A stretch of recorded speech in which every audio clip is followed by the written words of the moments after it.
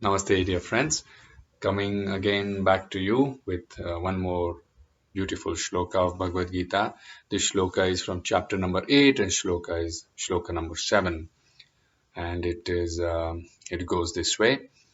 Tasmat sarveshu kaleshu mamanusmara yuddhacha mayyarpita mano buddhir mame vaishyasya samshayaha. It's one of my favorite shlokas in Bhagavad Gita because of the assurance that it gives to us people who are trying to balance our physical, practical, and spiritual lives, who many times get confused between what is practical, what is spiritual, how to balance my work life, how to balance my meditative life. In this shloka, Sri Krishna really assures us and says that we have to fight. We have to fight this battle.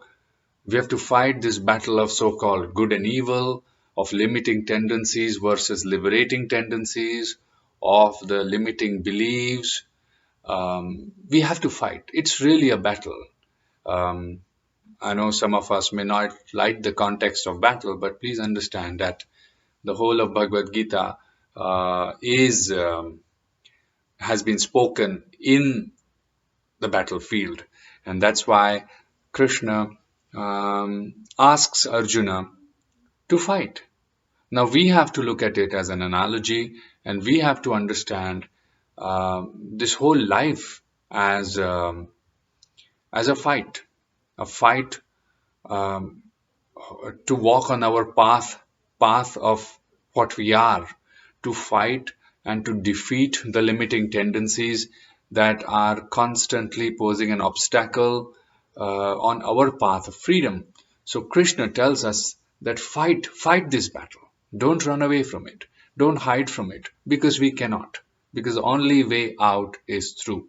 So Krishna tells us to fight. But how to fight?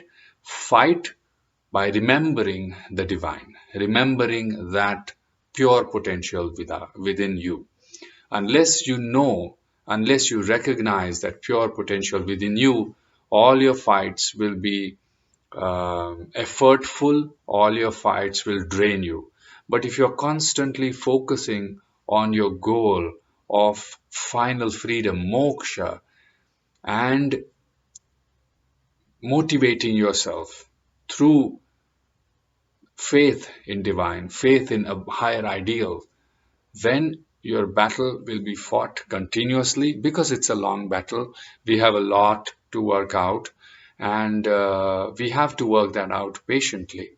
And that's why Krishna says, fight this battle against your limiting tendencies and reach your inner divine glory. But do that by remembering the divine within you, remembering the pure potential within you constantly.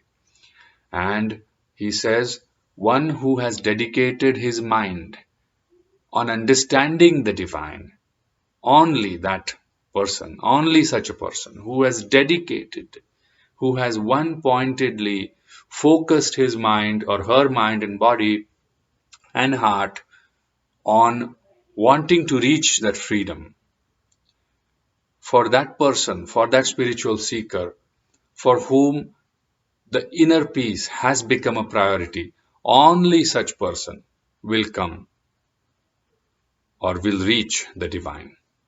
And the last word that he says, asamshayam, means undoubtedly.